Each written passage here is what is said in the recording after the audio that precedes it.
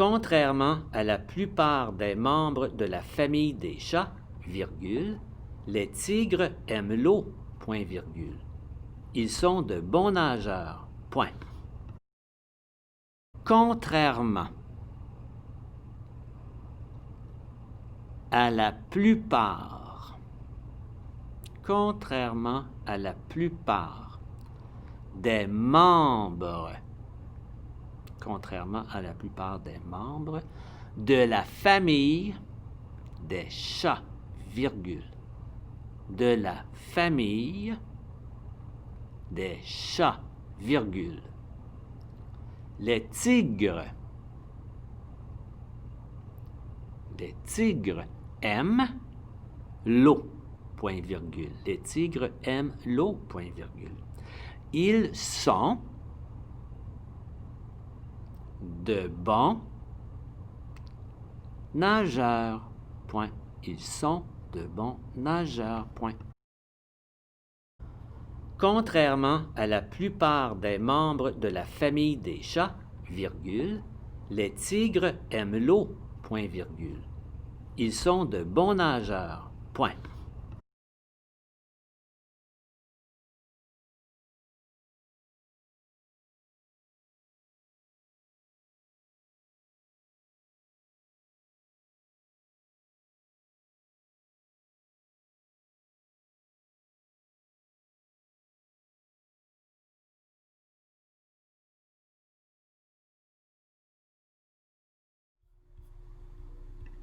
Bonjour!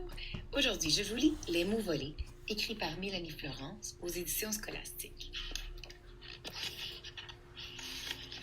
Elle rentre de l'école en gambadant et en sautillant.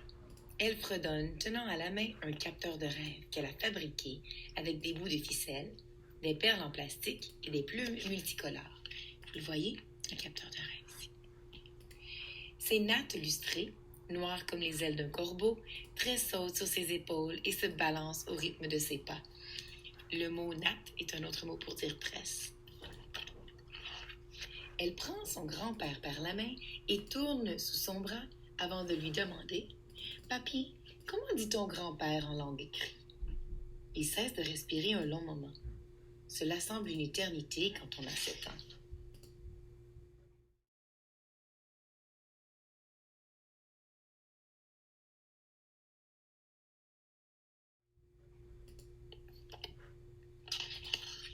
Le vieil homme la regarde tristement. Je ne m'en souviens plus. J'ai perdu mes mots il y a longtemps. Le visage de la fillette s'assombrit. Comment as-tu perdu tes mots, papy? Ils les ont emportés, répondit-il. Où les ont-ils emportés? Demanda-t-elle. Là où ils nous ont tous amenés, dit-il, loin de chez nous, de nos maisons remplies de rires et de mots tendres, loin de nos mères qui pleuraient. Elle prend sa main noueuse. Qui t'a amené, papy? Demande-t-elle doucement. Des hommes et des femmes vêtus de noir. Ils disaient des mots que nous ne comprenions pas. La fillette et son grand-père arrivent à la maison et s'assoient. Alors ici, voici l'image du passé, de ce que papy racontait, et voici la petite fille et son grand-papa. Maintenant, où t'ont-ils amené, papy? Dans une école glaciale et isolée, où des visages blancs, en colère, élevaient la voix, où nous frappaient chaque fois que nous prononcions nos mots. Ils ont pris nos mots et les ont enfermés. Ils nous ont punis pour nous forcer à oublier ces mots et à parler comme eux. Leurs mots étaient durs et blessants, si différents de nos mots magnifiques. Elle caresse le visage buriné de son grand-père. Elle essaie d'effacer sa tristesse de ses mains douces.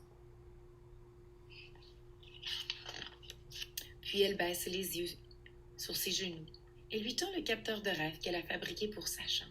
« Prends-le, papy, dit-elle. Il t'aidera peut-être à retrouver tes mots. » Il sourit à sa petite fille, touche son visage innocent.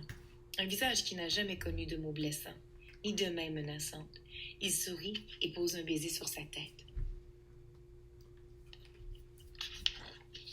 Le lendemain, elle sort de nouveau de l'école en gambadant, le sourire aux lèvres.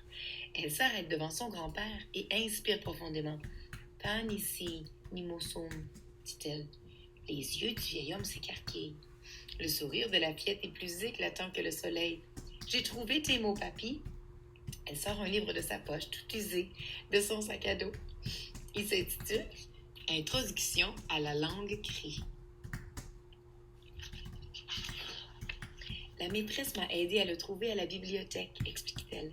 Il prend le livre d'une main tremblante, il l'ouvre et sent sous ses doigts le doux papier usé maintes fois caressé. « Nocissime », murmure-t-il, petite fille. Ce mot a une consonance familière. Il lui fait penser à sa maison, à sa mère.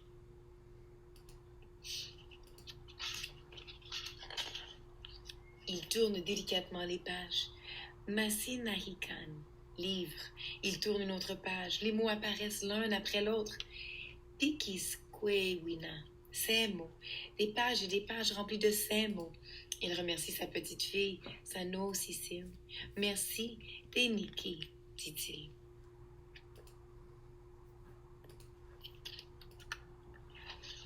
Vas-tu me faire la lecture? Demande-t-elle en lui prenant la main pour rentrer à la maison. Vas-tu m'apprendre tes mots? Le cœur bondissant de joie, il hoche la tête en serrant le livre contre lui.